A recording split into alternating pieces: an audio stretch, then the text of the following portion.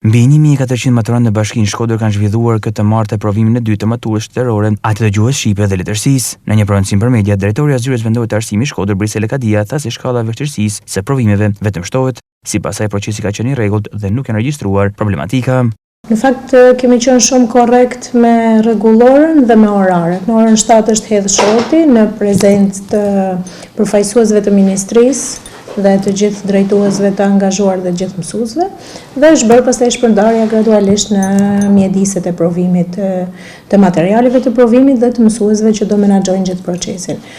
Kemi një numër po të njëjtë 1430 mbi 1430 nxënës që do i nënshtrohen provimit të dytë të maturës shtetërore, atij të gjuhës shqipe dhe të letërsisë. Vazhdojmë të kemi 9 nxënës MAK të përqendruar në ambientet në këto 6 ambiente që ne kemi ndarë. Njëri nga nxënësit ka zgjedh që të zhvillojë një test të zakonshëm. Secili nga këto nxënës ka dhe mësuesin që do e asistojë gjatë gjithë provimit.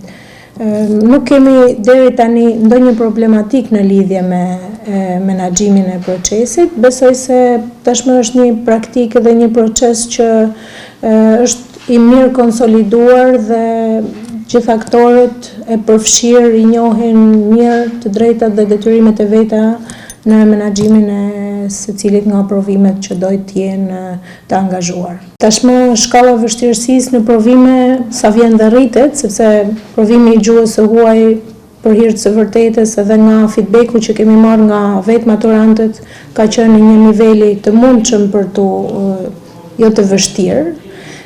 Por mund të themi që tashmë shkalla e vështirësisë vjen e rritet dhe sigurisht kjo shkon edhe në përputhshmëri edhe me pretendimet që secili nga maturantët ka për të kap ato degët e gjimnazit që synon nga njëra anë, por nga ana tjetër edhe për të ruajtur atë notë vjetore dhe mesatare që ka patur në 3 vitet e gjimnazit. Provimi i radhës do jetë matematika me 17 qershor, ndërsa testi për rëndën me zgjedhje do të mbahet me 24 qershor.